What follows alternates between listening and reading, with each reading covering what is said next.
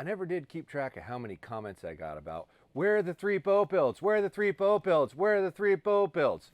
Well, here's number 1.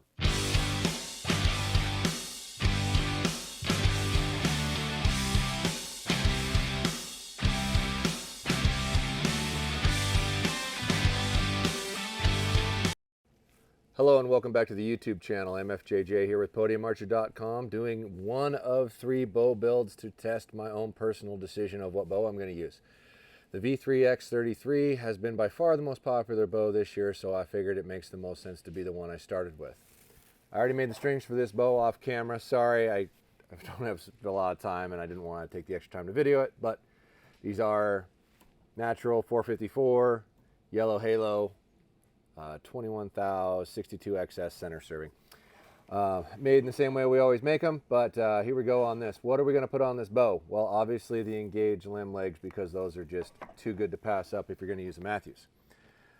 I did take a dual track.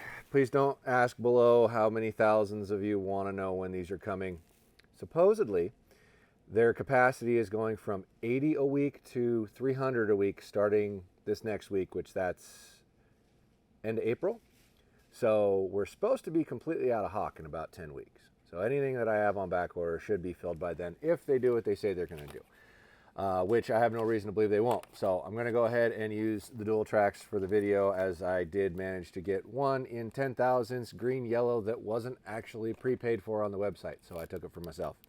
I didn't take one from a customer, so just so you know. We're going to use Matthews adjustable V-bar, 8-degree quick disconnect, 15-inch podium rod, and a 8-inch rear podium rod, which I didn't grab. I'm going to use a Hamskea Epsilon with the Matthews specific mount, and I'm going to show you what I do when I put those on that's a little different than most. We're going to use our little prototype limb bracket, see how it holds up, how it does. If this works out good, we'll put these into production that you can buy, which will work on more bows than a Matthews. And we're going to use the Matthews 2-piece low pro quiver, because everything we have will integrate. So without further ado, let's get the draw length adjusted to me. Now when I get done with all 3 of these bows, we'll then make a video about making them all the same and what we had to do to make the exact draw length the same on all of them, just FYI. So we're not going to check that in this video, but we will in the near future, I promise.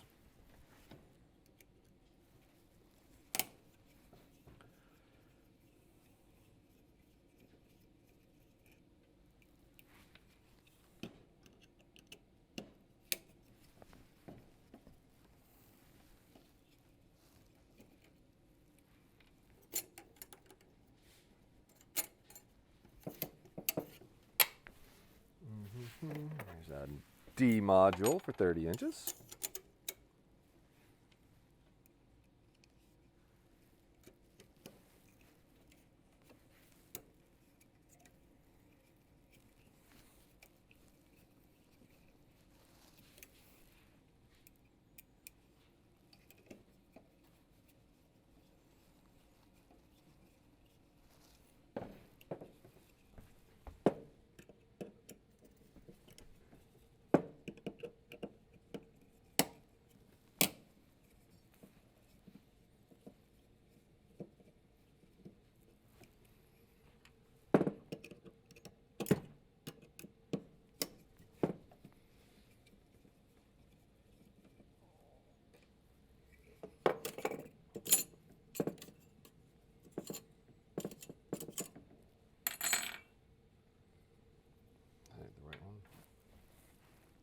Crap.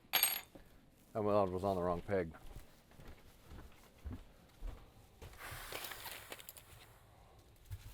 On 70, not 75.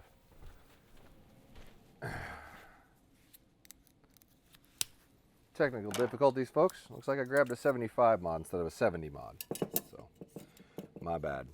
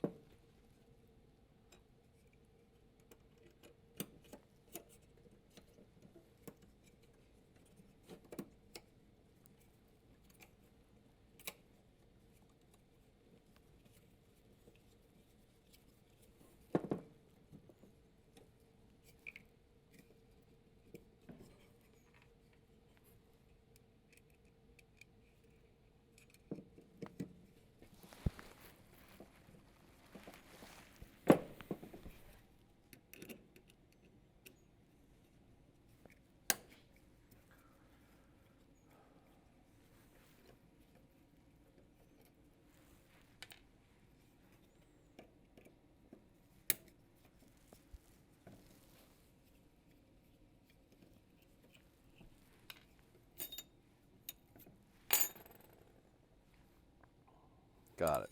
Right one. Here we go. So all these bows, I'm going to set them at 30 inches and 70 pounds with 85% let off. Just for a comparison, whatever one I end up deciding on, I may manipulate it from that, but that's what we're going to start at to make sure they're all equal to each other.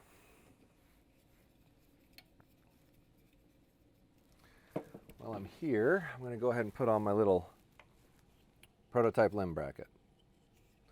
This limb bracket, assuming that we're satisfied with how it functions, will go on just about any bow that has a screw through the bottom limb.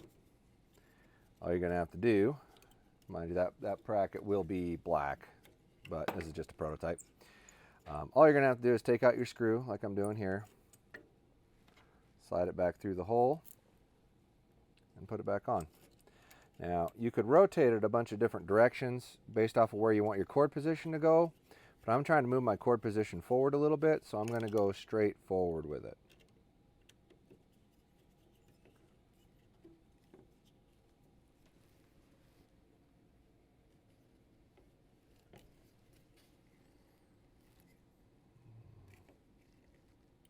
There we go. All right, ready for that. Let's go ahead and put her in the press and we'll start bolting some parts on.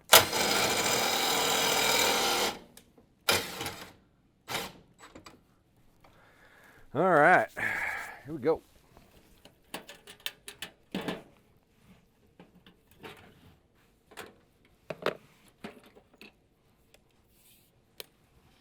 So step one, I'm going to want to set my knock height here.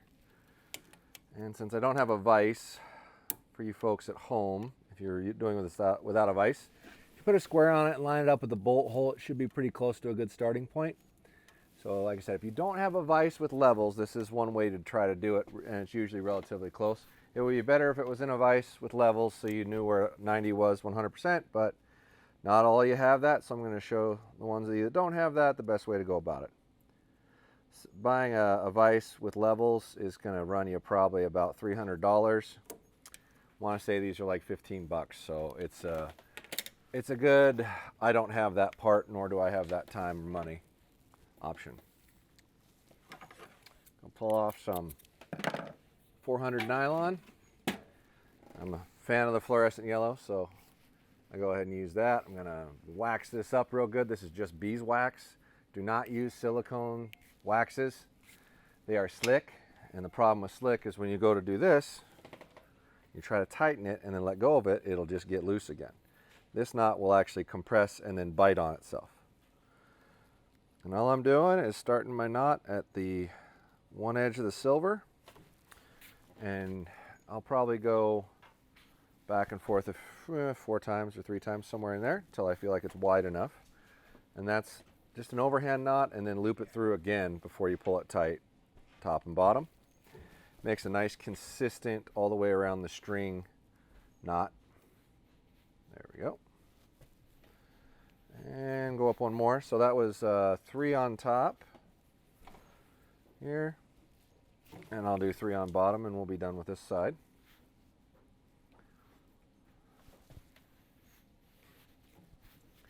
All right, grab another piece.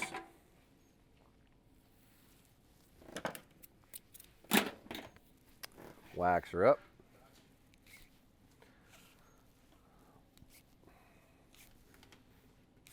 Do the same thing here. 1, 2.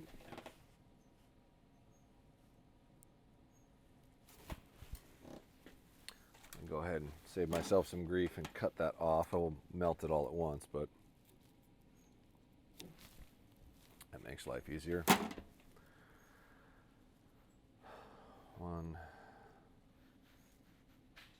2. 1, 2. 1, 2. 1, 2. 1, 2. All right, snug tight. Cut it, leave a 1/4 inch, 1/2 inch somewhere in there, and grab a lighter and burn your tail ends off.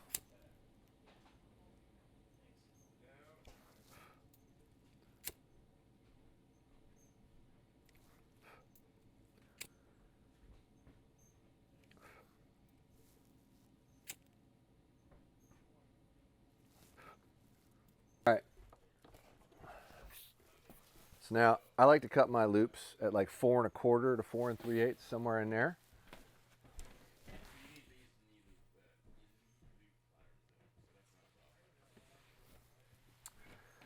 So that's 4 1/4.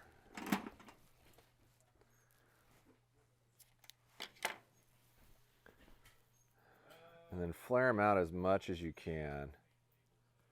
Pat, pat, pat, pat, pat, pat, pat, pat, pat. About like that. Somewhere in that vicinity.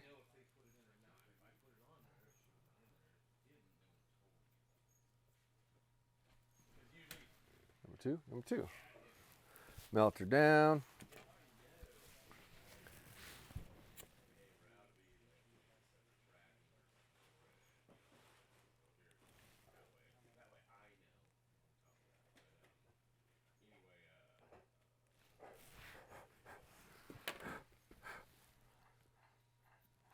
Ideally, I'd have a little cup of cold water to drop that in, but I don't right now, so we'll just have to live with that. You want to make sure those cool off pretty good before you actually try to put it in, so you should be able to push your fingers on it and it won't hurt. If you push your fingers on it, it still feels kind of hot, let it cool off more before you try to compress it, because it may break it apart. All right, same knot as in the other video, it's not different. So if you want to watch how to make a string loop, I'd probably check out my video that covers it, save you some grief. But so, and then give it a tug, and come around the other side, tie the same knot facing the opposite direction.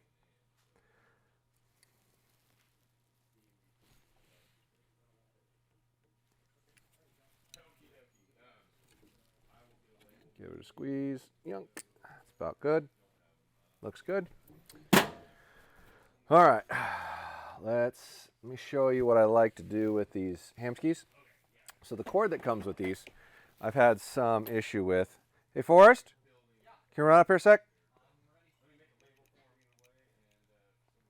So I like to replace this cord with a different cord. The same stuff we use for these loops, I like to change out to that. It's like this material that they use here is a little smaller. So that other material is a little stiffer, so by yourself, you probably need at least 2 feet, give or take. I buy a long enough piece. Got a longer piece here.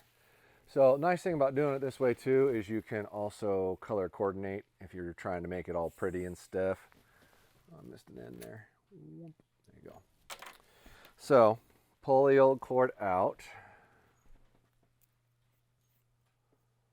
It's just fished through this rubber deal. Almost every one of these rests we've sold that has this cord in it, you have to keep retightening it because it stretches out. So after I saw that about 6 times, I decided to just start replacing it with a different material. If the customer's willing to pay for it, which I don't remember the exact price a foot, but it's not terrible. You probably need about 3 feet, and then you can, whatever you have left over, you can make string loops out of. So just refish it back in the way the other one is.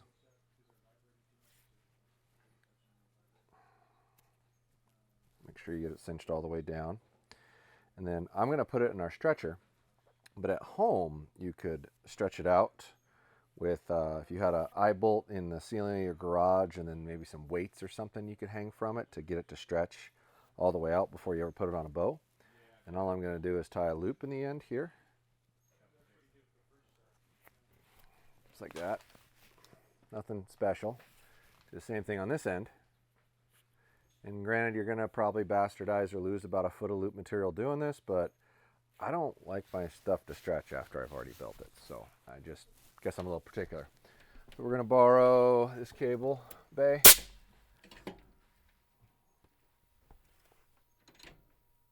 That on there, so it doesn't untwist.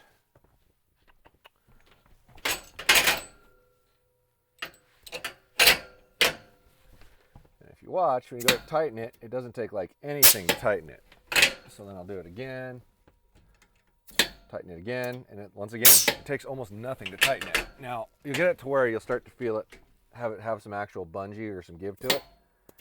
That's about as far as I would go and how it springs back. Now, the stretch has been taken out of it, and that's how I do it, but like I said, you could do that with just an eye bolt in your ceiling and a hook, and some weight on the end, and just drop the weight on it a few times and let the loop material stretch out. Then you're good. That will not give. So that's something I wanted to show you guys, save you some grief. And then another thing, when you're putting this on, you want to make sure the rebound dampener is either really close to the bottom or really close to the top, so it doesn't get in the way where your quiver is. It's a little wider, and it'll make it touch your quiver if you run it right over where your quiver is. So I like to run it down at the bottom here. So I'll snip that off. We don't need any more of that. You could probably untie that and save the material and use it if you wanted. Burn the end of this a little so it doesn't fray. Stick it through the hole, and then I just tie the same thing like I would tie for a string loop over itself. And do it this way.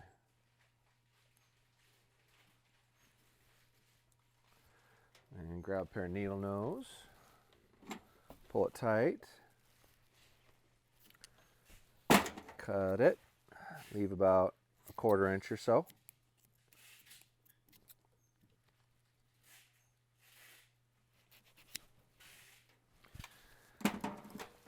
And ball it up just like you would a string loop, and melt it down to where there's a ball on the end. Lick your finger and touch it, and that should get it to stop burning. Pull it nice and snug. That's good. And then if you look at where your quiver is, you're not going to hit your quiver, so you're good there. Now we can go ahead and bolt this rest on. Unfortunately, these come at 13/16 off the riser, so we don't actually have to touch the left and right. We'll just shim this bow. Oh, well, I've got this off. Might as well get rid of that thing, because I don't like it. No, I don't. Would you go grab me, not the Winter Series, but the other ones, the red labeled one? Thank you. And this goopy sticker stuff just rolls right off. Just make sure you get it all cleaned off before you put your other grip on. You can use the Engage grip 2-piece if you want, or Shadow Creek, are really the two that we play with. Obviously there's the Ultra Views if you want a bigger grip, but I'm really more of an advocate for the less grip, the less torque you can apply. So I try not to put anything on here that would make it bigger than what your hand would touch. And the Ultra View is about almost twice as wide as this, because this is really all I'm touching. The rest of it is just really for aesthetic. You're not really using the grip at that point. You're just putting your hand on the riser, which is what I want to feel. It gives me response, it gives me feedback, it lets me know what my hand's doing against the grip. Think sure? So and I'm just going to put the side plates on. I'm not going to put the under piece in there, just for the testing purposes. Now, if this ends up being my hunting bow, I may go back and put that rubbery deal under there. Hey, Evan from Matthews. I'm making a V3X 33 build bow video right now, and now you're on it, so say hello. Hello. Hey. Good. Hi. Yeah, what are you doing? Oh, work stuff, work stuff. Good work stuff, bad work stuff?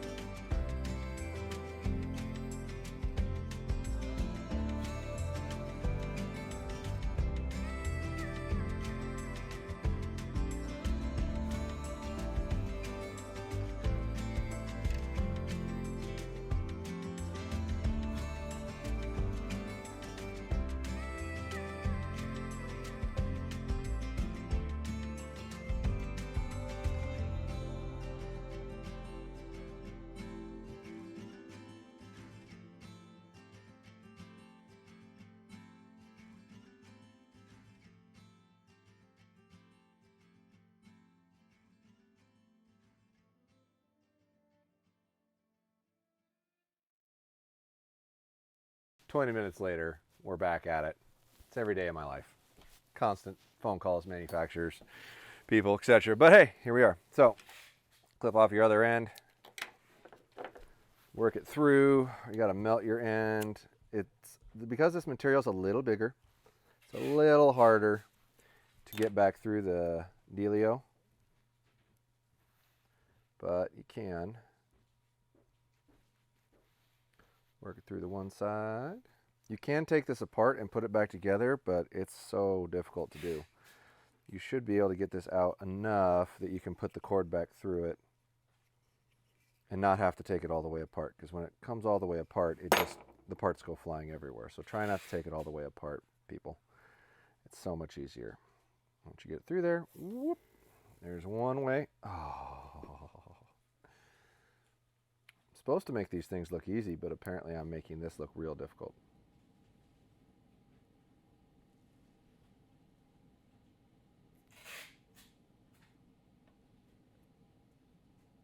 Come on.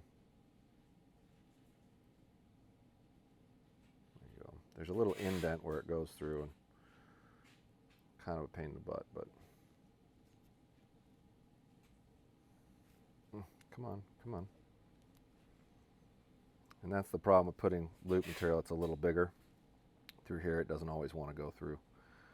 But at the end of the day, I don't want this stuff to move, so I change it a little bit.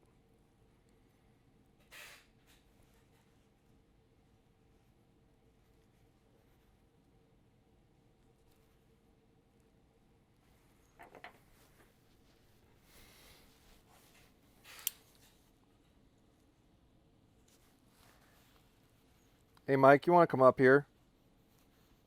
Yeah, sure. Just come up here.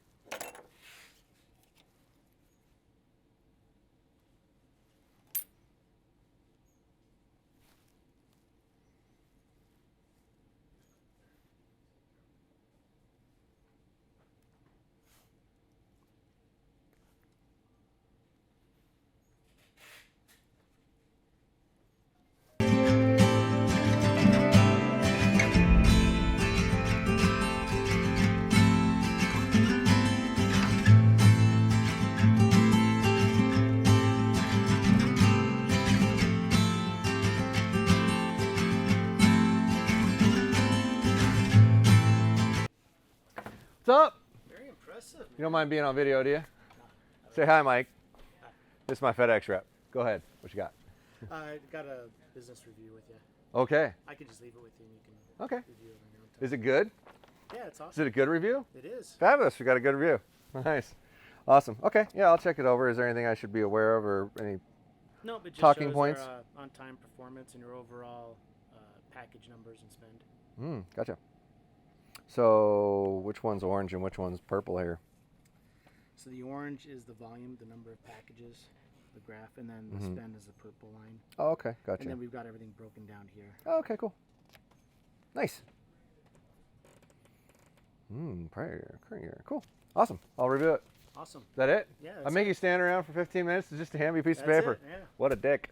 I feel terrible. This is impressive. You got a lot of inventory here. Yeah, there are a ton, but that's the only way you're gonna ship as much as we do. You know, you can't do that kind of volume without a lot of product. You need a bigger place.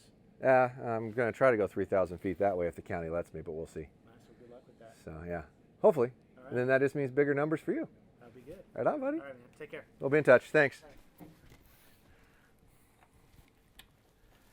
Well, ladies and gentlemen, that's the daily life of MFJJ, buddy. That's just nonstop, always something going on. Normally, I try to do these before 10 a.m., but we've been so darn busy, just didn't have the time. So you're operating during while we're open, so people show up, phone rings, all that stuff. So sorry for that interruption, guys. But so I like to leave a little bit of tail end on my rest cord here so I can pull on it later if I need to. There you go. So now if you see that, it's nice and taut.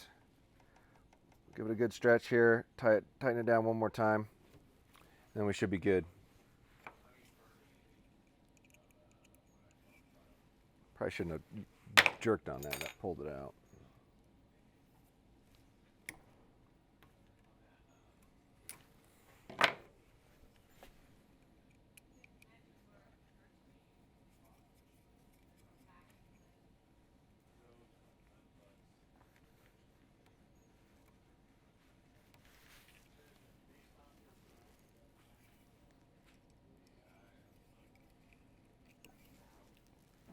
There you go. I didn't get it tight the first time, my bad. Pull it around.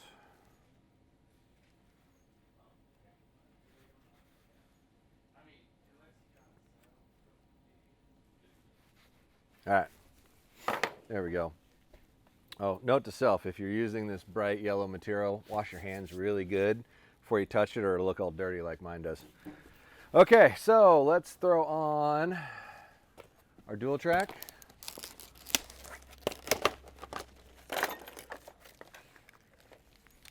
With our dovetail. So these are actually really simple. There's a couple different pieces under here. One, we don't need the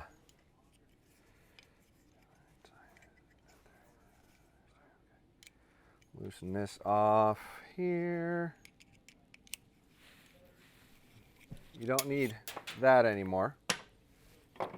And if I can grab the easier to use tool here, these little Bondus deals are priceless for this part because you can get at these screws really easy. Taking that off comes off real easy like. Pull that down, pull that down. What you're actually trying to get to is the underneath piece here that is bolted onto this. So we're going to need this part right here. The rest of this assembly, you can pitch it. You don't need it. You just need here. And it looks like your dovetail actually gives you extra screws too, so you won't need those screws either. Just have to take them out of there. So when you mount this up, you're going to want to move it all the way to the right to make sure you have adequate windage. So this is our part. Make sure you keep this little, there's a pro sight base, so that goes down. And then we'll pull the screws out of here.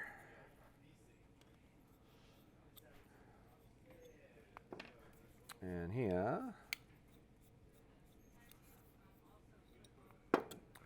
And that needs to go down. That goes here. Yup, yup, yup. So this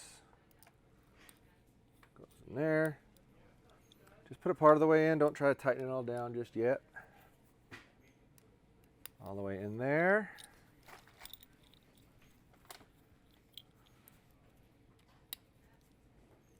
Put that back on here. All the way down, so we have a full range of motion. Just want to be able to shoot this thing as far as it can go. Now there's another thing that they do on these dual tracks with the dual indicator needles is they put a stop in here. So they stop the sight from going down as far as it possibly could to make sure you don't accidentally bend one to your lower indicator needle. Now whether they like this or not, it's that little screw right there. And I'm taking that sumbitch out because I want my sight to go down as far as possible, and I'll just be cautious to not ever ram my indicator needle into the bottom of my sight bracket. So maybe don't try this at home, but I want to optimize my range, and this will allow me to. It's an 050 Allen wrench, by the way. It's a tiny little screw, but all it's doing is catching this little track right here. It pushes into there. I'll see if you can see that. There's a little indent right into there, and that's where it ends up going, and that stops its down movement.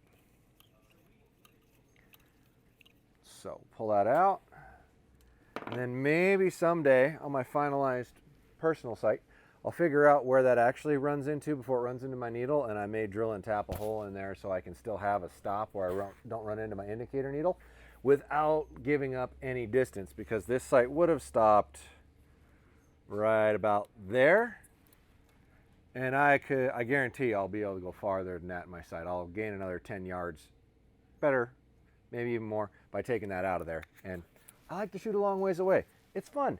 It's a joy. I got a setup on my property up where I hunt.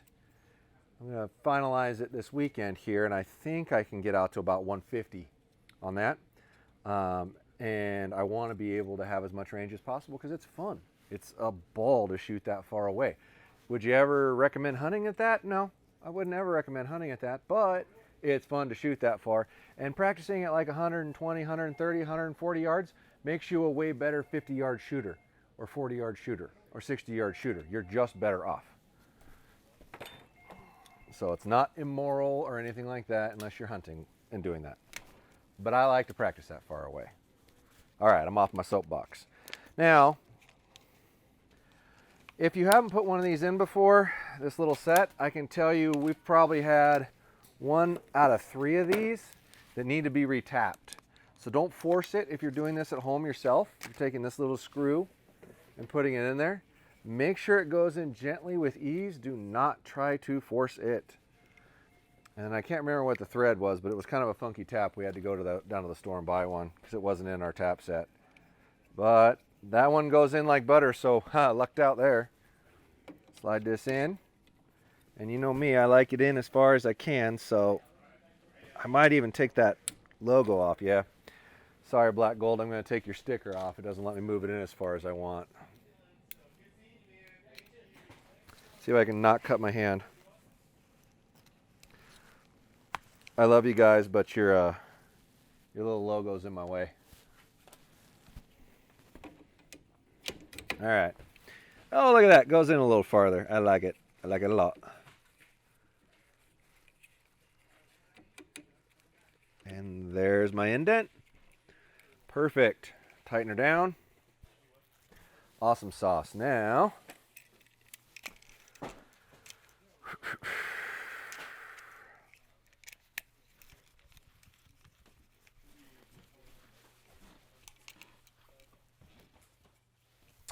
all right, quiver.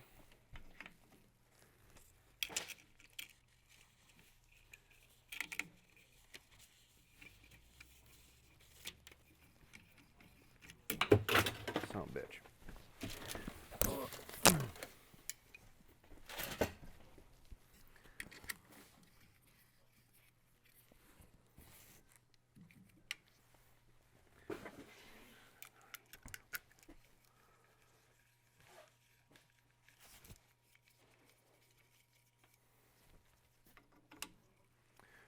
Alright, so that's looking like it's still going to touch a little bit, so I may rotate that a little. Better clear, but we'll see. Yeah. Okay, now it's tight. Just barely touching, so what I'm going to try here. Turn it inward. Oh, would you look at that, it doesn't touch. Now, let's take that off and show it to you, but now it does not touch.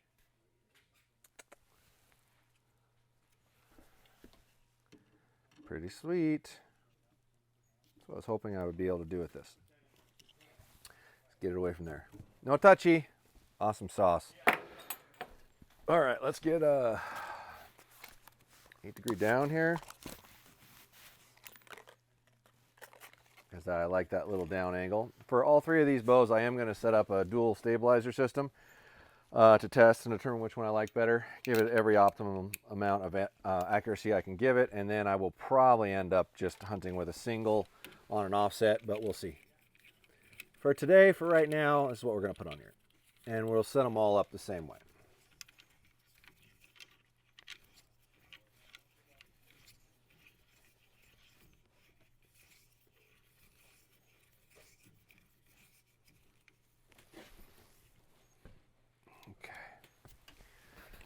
V-bar.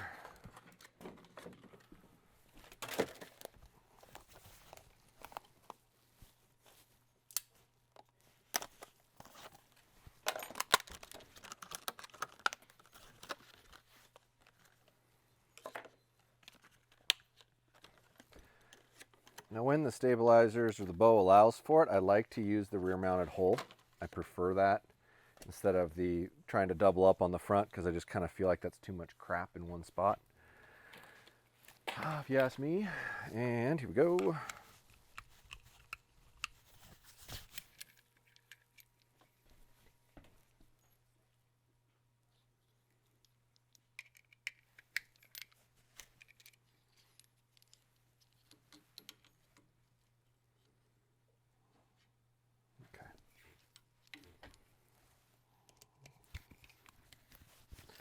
Just going to slightly start me out about like that, a little bit out.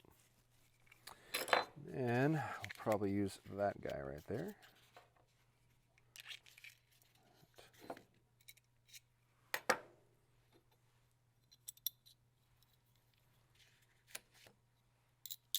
That's not long enough, so we need this one. That'll do. Try not to drop this.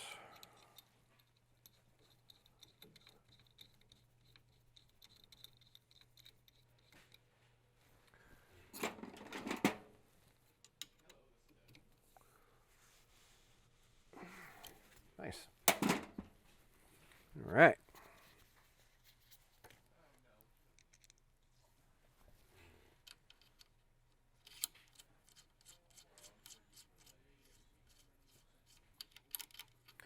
Okay.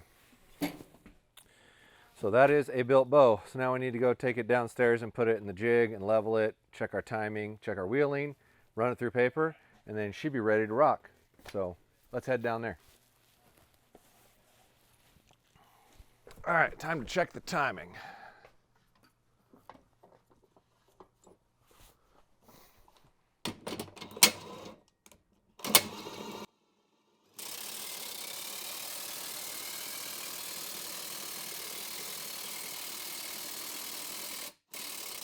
Sorry that's so loud, folks. Back it off a little bit. All right, looks like we're off on the top. So we're going to need to put one twist in this cable right here. This one right here is going to get one twist in it.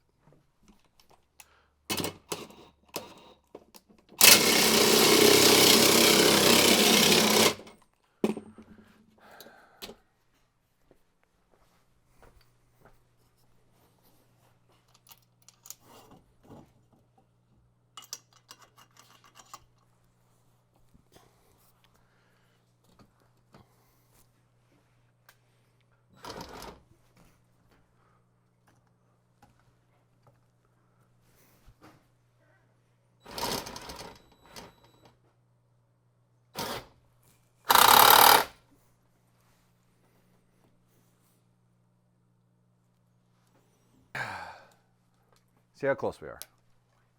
Could be great, could be terrible. We'll know in a minute.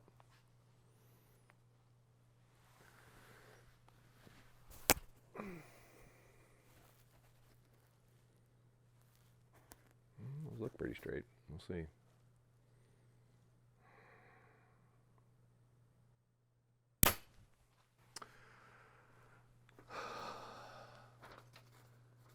Pretty close. Little point right. Think that's shim worthy? All right. So for point right, we need to increase lean, which means move it that way. And both of those are already that way. So we figured I probably ought to put my stabilizers on when I'm trying to tune this, and I didn't even think about that. So here we go. It's a 15-inch front and an 8-inch back with 3 weights on the back and 1 on the front. And it didn't change, so need a little nudge. So if I do this correctly, this one needs to be here.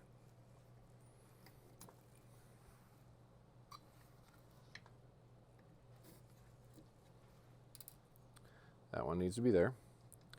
We're now in the middle set, and we'll go ahead and put this back on so we don't screw something up as we go. Oh, oh, oh, oh. Stay. Good.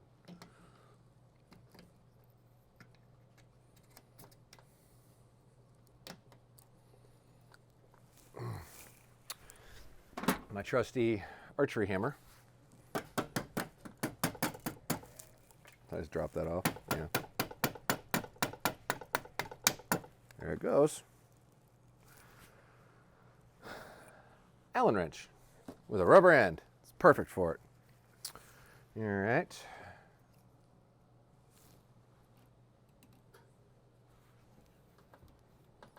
Careful when you're screwing these back in because they're pretty easy to cross thread. Like this one seems to feel like it wants to. There it goes.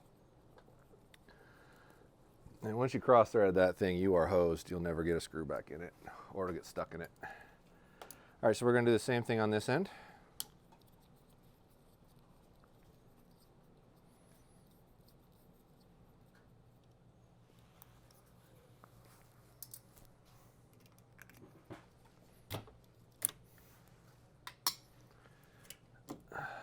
Can't stress enough, a little magnetic tray is so handy for this stuff. If you set it down right, it won't fall apart. That one, and that one.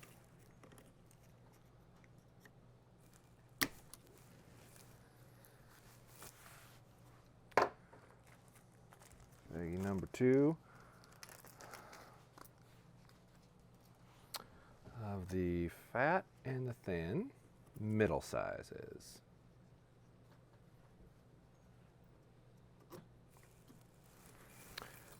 Axle, bowstring, everything keeping tension on it if you can.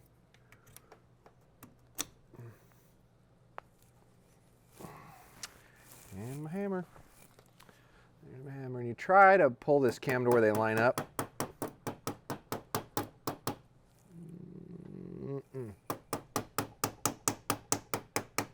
Come on.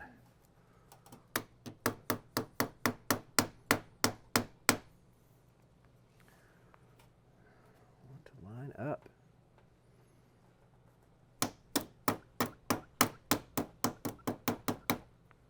Come on, you little bugger.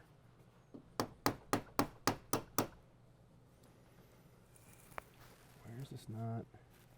Oh, okay. I think it's more like that.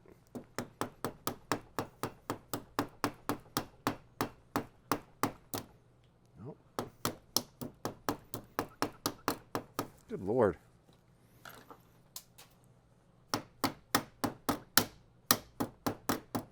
Think I could hit this thing enough?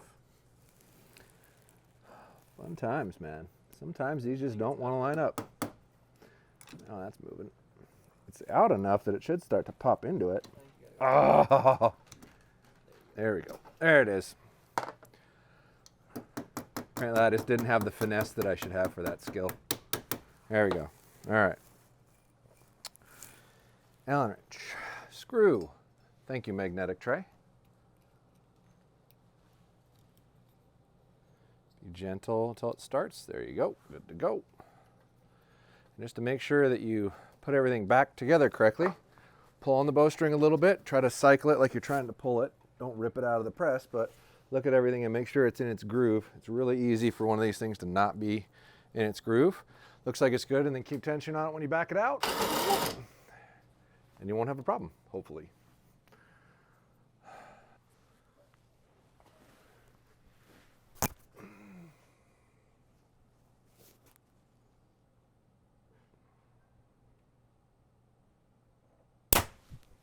There we go. That's what we want. Let's get our level set here.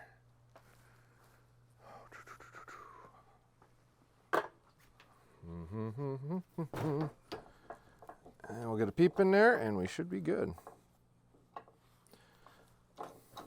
Good call on the shim. That was perfect.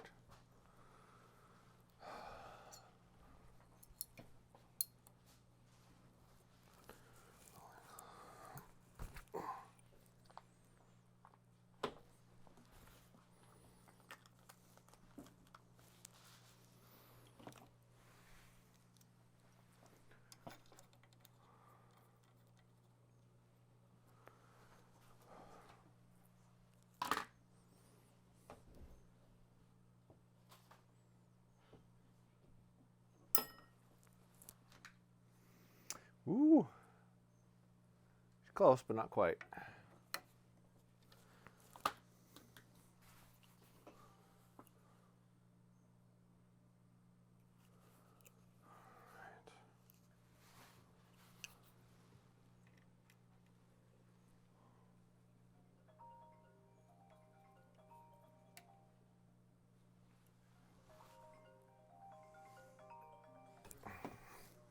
That's back in there. Good and level. Shall we do our homemade third axis? Yeah, let's do it. I did that with my TRX 34 and it worked really easily.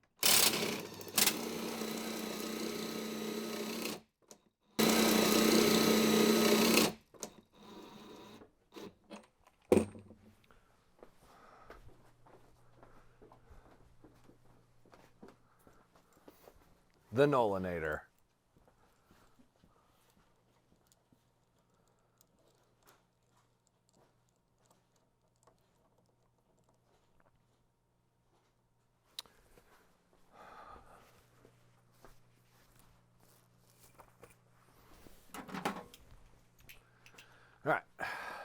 Now, rotate this till it reads level. Oh, there, right about there.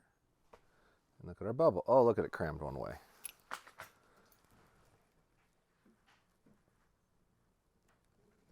Ooh.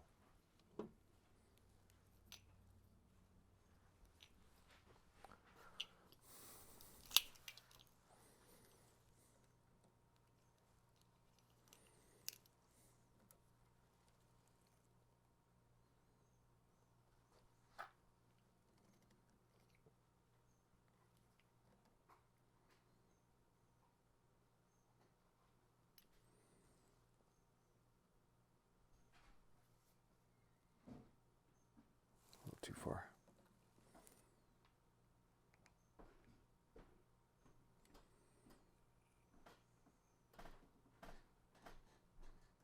Boom.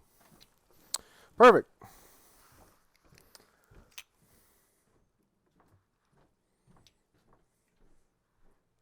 Lock her back down. Put a peep in it. And this bow will be perfect.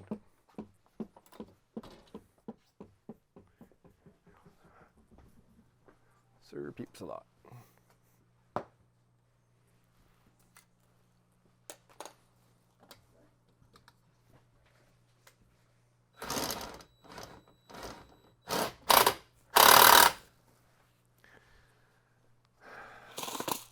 My boy Forrest is talking me into using this Raptor Peep, so I'm going to have to use it for a little while. Get out of my comfort zone a little bit. So I will try it.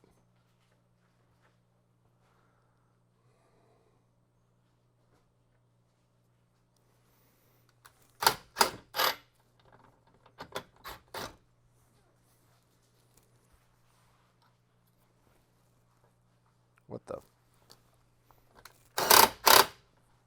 Not quite all the strands here.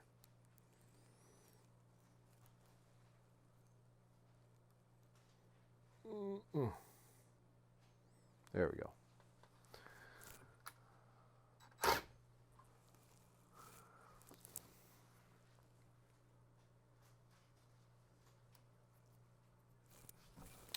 Is that the wrong angle? Nah, we'll see.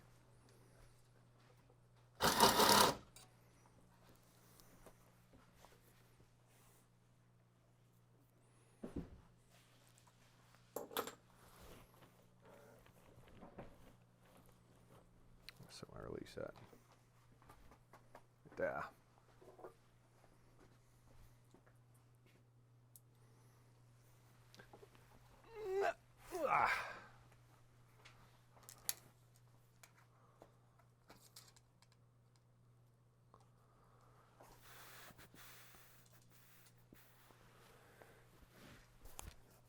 Way too low.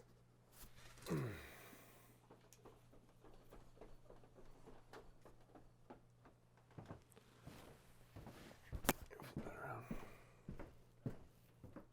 That's too high, bring it down. I know, that's fine, but that's pretty good. Yeah, feels like I'm pushing into it pretty hard to see it, which would be good for the longer stuff. Yeah. All right, got that.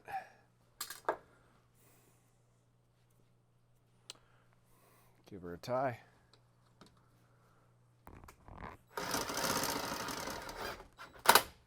Come around.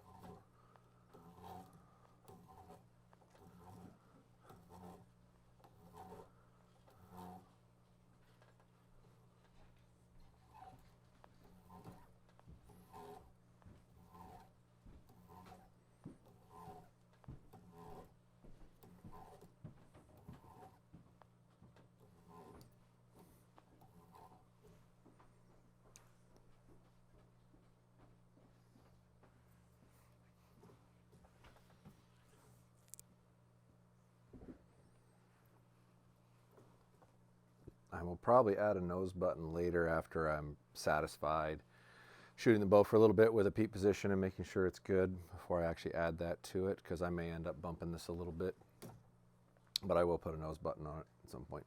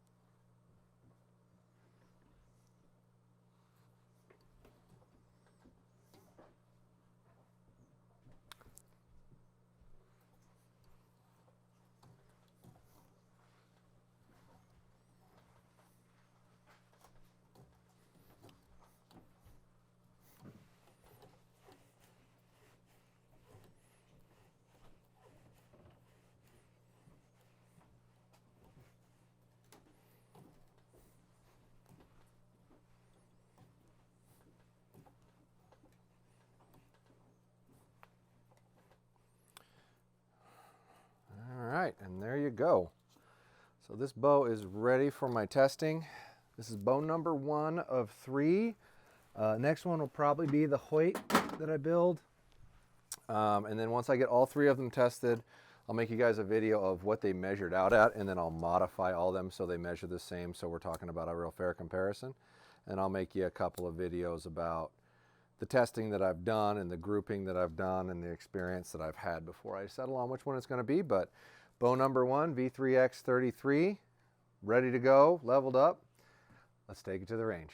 Keep watching the YouTube channel, hit like, hit subscribe, follow along. Check out all the information we're going to be putting out. Hopefully we're going to be giving you a lot more content soon, and I'm really going to start getting active on Instagram here pretty quick, so make sure to follow along there as well. And we're going to start doing some giveaways, so only to followers, so you got to follow. Peace.